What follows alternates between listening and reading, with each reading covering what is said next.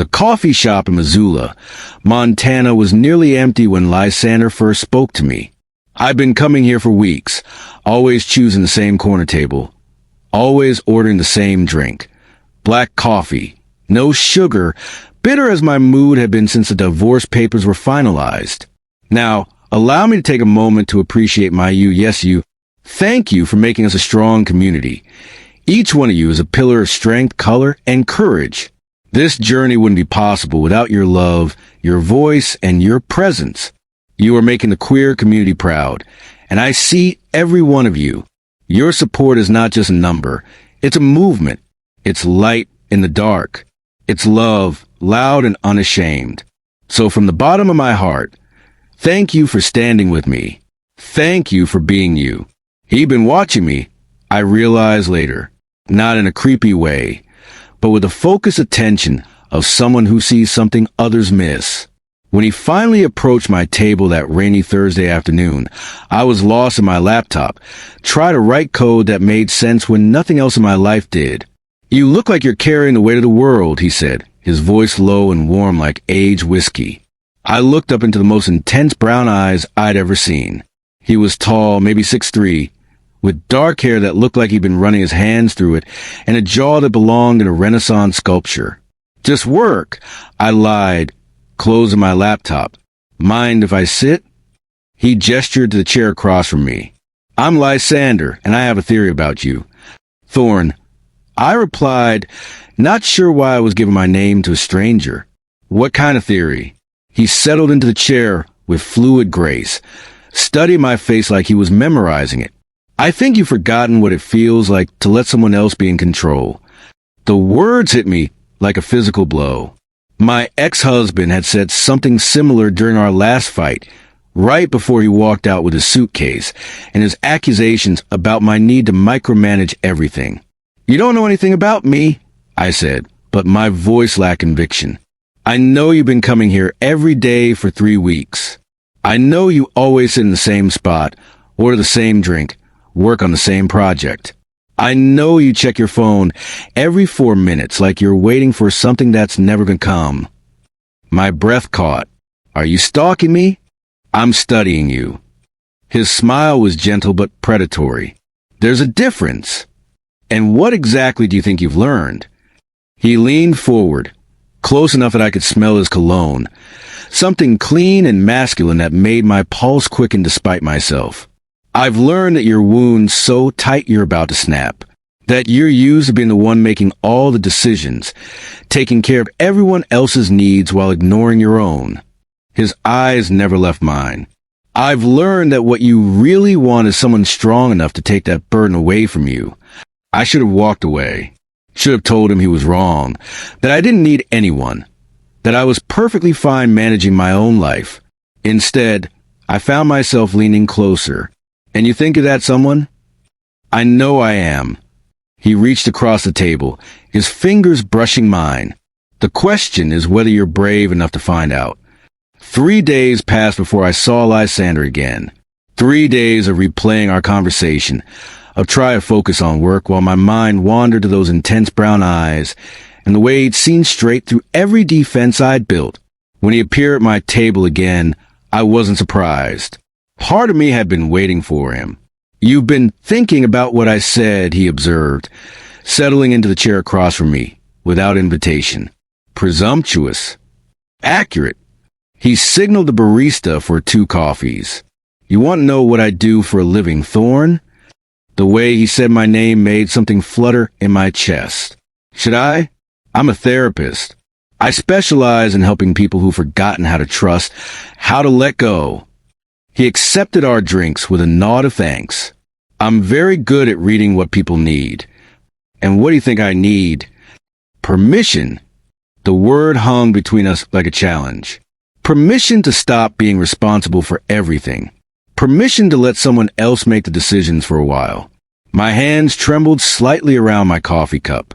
That's not who I am. That's who you've had to be. There's a difference. He studied my face with professional intensity. When's the last time someone took care of you, Thorn? Really took care of you? I couldn't answer because I couldn't remember.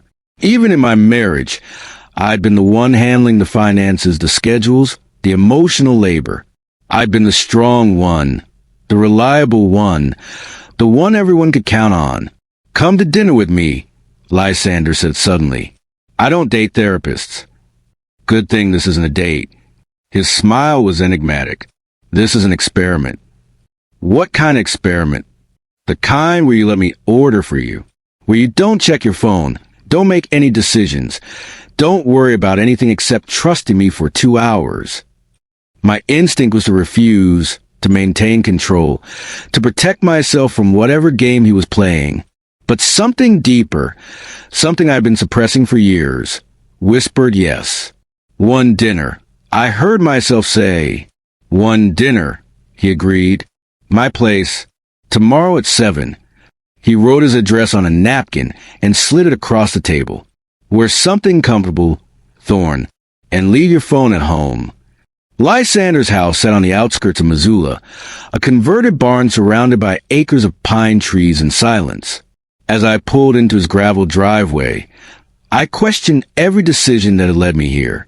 I didn't know this man, didn't understand what I was walking into. But I was tired of questioning everything, tired of being the one in charge. For once, I wanted to see what would happen if I just let go.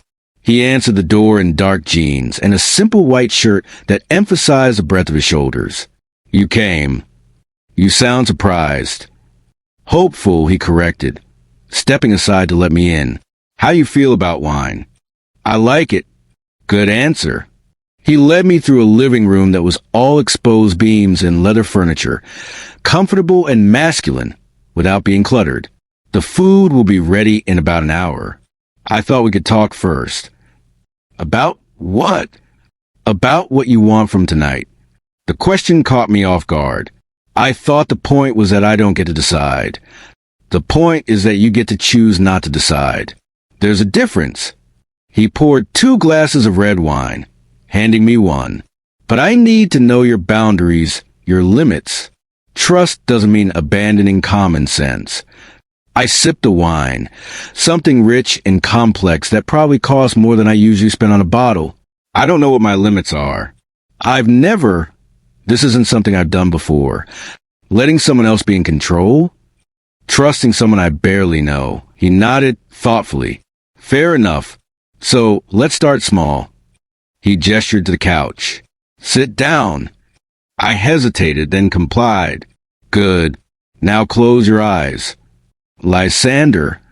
"Trust me," he said gently. "Just for a moment." I closed my eyes, immediately feeling more vulnerable. I heard him move around the room, heard the clink of glass, the soft sound of music starting. When his hand touched my shoulder, I jumped. "Easy," he murmured. "I'm just going to massage your shoulders. You're carrying enough tension to power the city." His hands were strong, skilled, finding knots I didn't know I had. Despite myself, I began to relax. "Better?" I didn't trust myself to say more. "This is what I'm offering you, Thorn. Not just tonight, but ongoing. A place where you don't have to be strong, where you don't have to make decisions or take care of anyone else." His hands worked their magic on my neck. A place where your only job is to feel. And what do you get out of it? The satisfaction of taking care of someone who needs it. The pleasure of watching you discover parts of yourself you've kept hidden. His thumbs found particularly tense spot, and I couldn't suppress a soft sound. The honor of being trusted with something precious. When he told me to open my eyes, the room was transformed. Candles flickered on every surface, casting warm shadows across the walls. The table was set for 2, complete with cloth napkins and what looked like actual china. "You did all this while I had my eyes closed?" "I'm efficient." His smile was pleased. "And you're beautiful when you're relaxed." Dinner was unlike anything I had experienced. Lysander had prepared everything. Herb-crusted salmon, roasted vegetables, some kind of grain I couldn't identify, but tasted incredible. But it wasn't just the food that made the evening special. It was the way he anticipated my needs before I voiced them, the way he guided the conversation into safe but intimate territory. "Tell me about your marriage," he said as we finished the main course. I tensed automatically. What about it? What made you feel trapped? The question was more perceptive than I'd expected. He needed me to be his mother, his boss, his emotional caretaker. Everything was my responsibility. Bills, social calendar, even his relationship with his own family. And you did it. I did it. I took a sip of wine, feeling the alcohol loosen my tongue. I thought that's what love was supposed to be. Taking care of someone, making their life easier. What about your life? Who is making that easier? The question hit harder than I'd expected. No one, but that was okay. I'm good at handling things.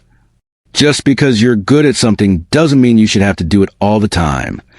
He refilled my wine glass without asking. What would it feel like to let someone else handle things for a while? Terrifying. Why? Because what if they mess it up? What if they don't do it right? What if they leave? What if they don't? His eyes held mine across the table. What if you could trust someone to take care of you the way you've always taken care of everyone else? I couldn't answer because the possibility seemed too fragile to voice. Stand up, he said suddenly. What? Stand up. His voice was gentle but firm. Come here. I found myself obeying, walking around the table to where he sat. He turned his chair to face me, his hands resting lightly on his thighs. I want to try something, he said. Something that might help you understand what I'm offering. What? Kneel down. The words hit me like electricity, not because they were shocking, but because they felt inevitable, like this moment had been building since the first time he'd spoken to me in the coffee shop. Lysander, it's not what you think. Not entirely. His voice was infinitely patient. I want you to kneel because I want you to experience what it feels like to let someone else be responsible for your comfort, your safety, your pleasure. Even for just a few minutes. My heart was racing. I don't understand. You will. He reached for my hands, his touch warm and reassuring. Trust me, Thorn, just for tonight. Let me show you what it feels like to not have to be in control. Looking into his eyes, I saw nothing but care and desire, and something that looked like reverence. Slowly, fighting every instinct I developed over 32 years of life, I lowered myself to my knees. The moment my knees touched the floor, something shifted inside me. A weight I hadn't realized I was carrying seemed to lift from my shoulders. Good. Lysander breathed, his hands cupping my face. How does that feel? Strange. My voice came out smaller than usual. But, good strange. This is where you belong, he said softly.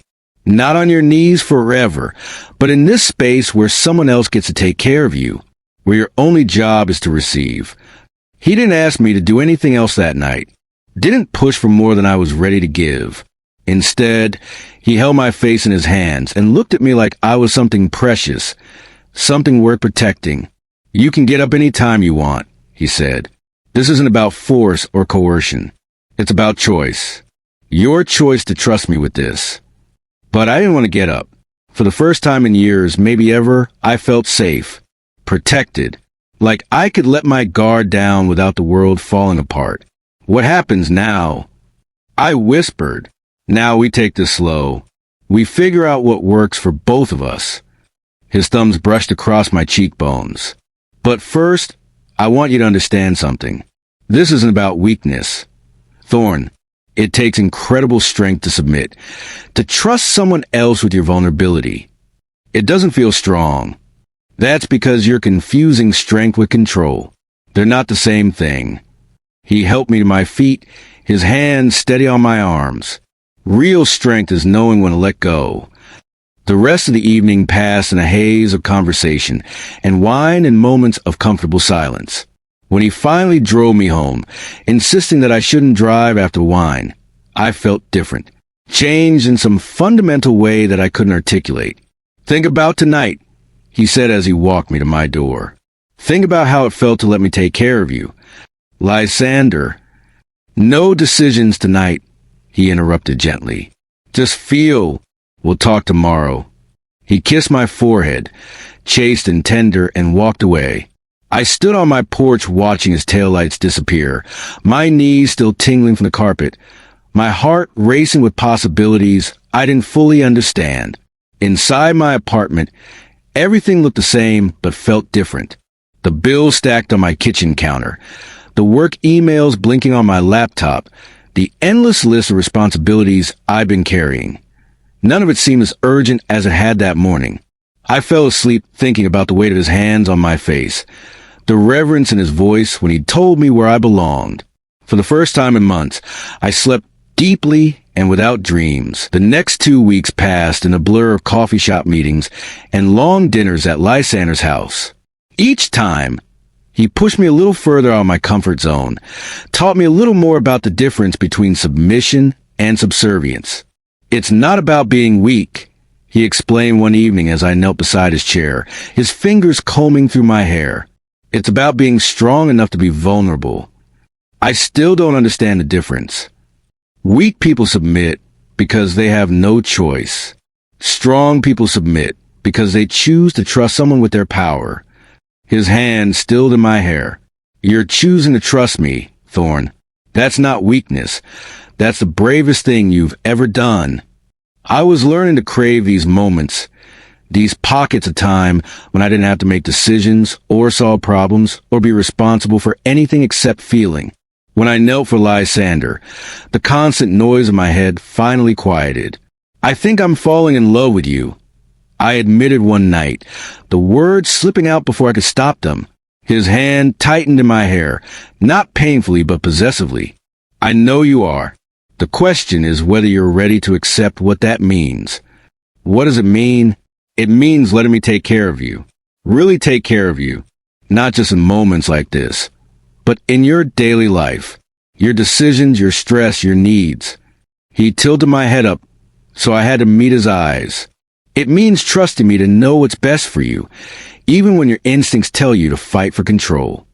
The idea should have terrified me. Instead, it felt like coming home. I want that, I whispered. I want you to take care of me, even if it means giving up control. Especially then. His smile was slow and satisfied. Then we need to talk about what that looks like in practice. Move in with me, Lysander said 3 weeks later. We were in his kitchen, me kneeling on the cushion he'd placed there for me while he cooked dinner. It had become our routine, him taking care of the practical needs while I simply existed in the space he created for me.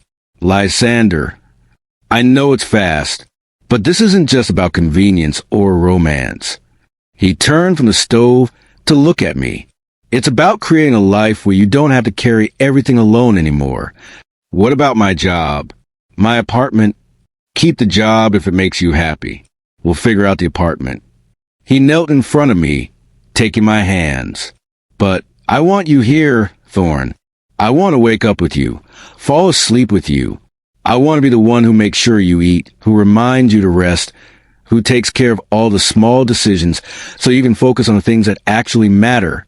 The offer was everything I had never known I wanted, and everything I'd been taught to fear. Dependency, vulnerability, the risk of losing myself in someone else's control. What if this doesn't work? What if I can't handle giving up that much control? Then we adjust. We figure out together. His thumbs trace circles on my palms. But Thorn, you've been kneeling for me for weeks now. Every time you do, you discover something new about yourself, something you've been hiding even from yourself. This is just the next step. He was right. Each time I knelt for him, each time I let him make decisions about my evening, my dinner, my comfort, I felt more like myself than I had in years. The constant anxiety that plagued me since childhood had quieted to a whisper. Yes, I said, the word barely audible. Yes. Yes. I want to move in with you. Yes, I want you to take care of me. Yes to all of it. His kiss was fierce and possessive, full of promises I was finally ready to accept. 6 months later, I can't remember what it felt like to make my own decisions about everything. Lysander handles the bills, the schedule, the endless small choices that used to exhaust me. In return, I give him my trust, my body, my complete surrender to his care. "How do you feel?" he asks one evening as I kneel beside our bed, waiting for him to finish his nighttime routine. "Peaceful," I answer honestly. "Like I'm exactly where I'm supposed to be." "You are." He joins me on the floor, his hands framing my face the way they did that first night. "You belong here, with me, letting me take care of you. Forever, forever." When he kisses me, I taste certainty and promises, and a future where I never have to carry the weight of the world alone. When he lays me back on our bed, when he worships my body with the same reverence he brings to every aspect of our life together, I understand finally what he meant about strength and submission. It takes incredible strength to trust someone with your vulnerability. It takes courage to kneel, to surrender, to let someone else be responsible for your happiness and well-being. But the reward, this sense of peace, of being completely known and cherished and protected, is worth every moment of fear it took to get here. "I love you," I whisper against his neck as he moves above me, inside me, around me. "I know," he replies, his voice thick with emotion and possession. "And I'm never letting you go." Later, as we lie tangled together in the aftermath of passion, I trace patterns on his chest and marvel at how completely my life has changed. I still work, still maintain friendships, still have opinions and desires and dreams. But now I have something I never had before, someone who takes care of the burden of constant decision-making. Someone who lets me exist in the space between strength and surrender. "Any regrets?" Lysander asks, his fingers combing through my hair. "About kneeling that first night?" "About any of it." I consider questions seriously, thinking about the man I was 6 months ago, stressed, exhausted, carrying everyone else's needs while ignoring my own. Then I think about who I am now, still strong, but no longer alone in that strength. "No regrets," I say finally, "only gratitude." "Good." He pulls me closer, his voice already drowsy. "Because you're mine now, Thorn, and I take very good care of what's mine." As I drift off to sleep in his arms, I realize he was right about something else. That first night when he told me to kneel, when I felt that shift inside myself, I never really stood again. Not in the way I had before. Because I found something better than standing alone. I found someone worth kneeling for.